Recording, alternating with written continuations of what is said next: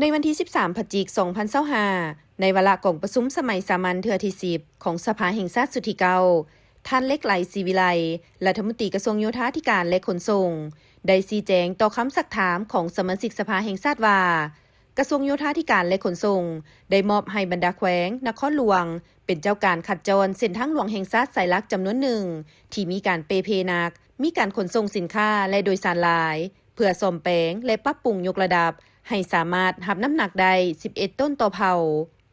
พร้อมทางมอบหมายให้แขวงคนครัวคัดเลือกบริษัทที่มีท่าแห่งมีมาตรฐานเงินไขครบถ้วนให้สอดคล้องตามระเบียบการ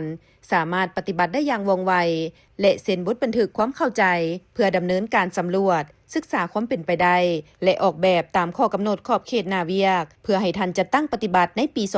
2026ซึ่งผ่านมาก็มีแขวงจำนวนหนึ่งได้สำเร็จการเซ็น MOU เป็นต้นแขวงเวียงจันทน์คำมวนบริคำไซสวรรณเขตอุดมไซเสียงขวางหัวพันหลวงน้ำทาอยู่บางตอนทางของบรรดาเส้นทาง13เหนือ13ใต้ทางเล็ก2ภูเก้าลักกาสีเมืองนานA3 1D 1C 7 6 8ทางเล็ก21ปากสันทาสีทั้ง 1D ซ้ายแดนแขวงไซสมบูรณ์เฉพาะเส้นทางเลขเก้าได้ตกลงสร้างเป็นตัวแบบในการปฏิบัติในรูปแบบสัญญาที่จะตั้งปฏิบัติแบบมอบเหมาเอาตามผลได้รับและการเก็บค่าผ่านทางตามเส้นทางสาธารณะแม้นได้สำเร็จการเซ็นสัญญาก่อสร้างแล้วในเดือนตุลา2025ปัจจุบันรัฐวิสาหกิจก่อสร้างเส้นทางเลข8ได้ลงภาคสนามและเริ่มต้นจัดตั้งปฏิบัติฟื้นฟูและซ่อมแปลงเส้นทางตามแผนที่กำหนดไว้ส่วนการเก็บเงินคาดว่าจะเริ่มในเดือนมังกรปี 2026ปัจจุบันกระทรวงโยธาธิการและขนส่งได้เห็นดีกำหนดจุดเก็บเงินแบบแต้มจุดเก็บเงินค้นคว้าอัตราการเก็บค่าผ่านทางประเภทรถบรรทุกสินค้าโดยสารที่มีน้ำหนัก12ต้นขึ้นไป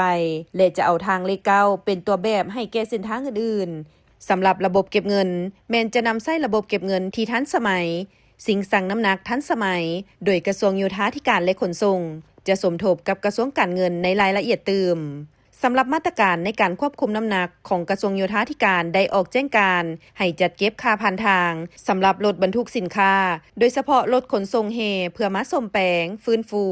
และบูรณะรักษาทางหลวงโดยมอบให้ท้องถิ่นเป็นผู้จัดตั้งปฏิบัติและจะได้คนครัวเก็บในระหว่าง 1.5 ดอลลาร์สหรัฐต่อต้นแห่ธาตุต่อเที่ยวระยะทาง10กิโลเมตรขึ้นไปกรณีระยะการขนส่งผ่านเส้นทางบ่ฮอด10กิโลเมตรแม้นให้เก็บลดอัตราที่2ฝ่ายเอกภาพกัน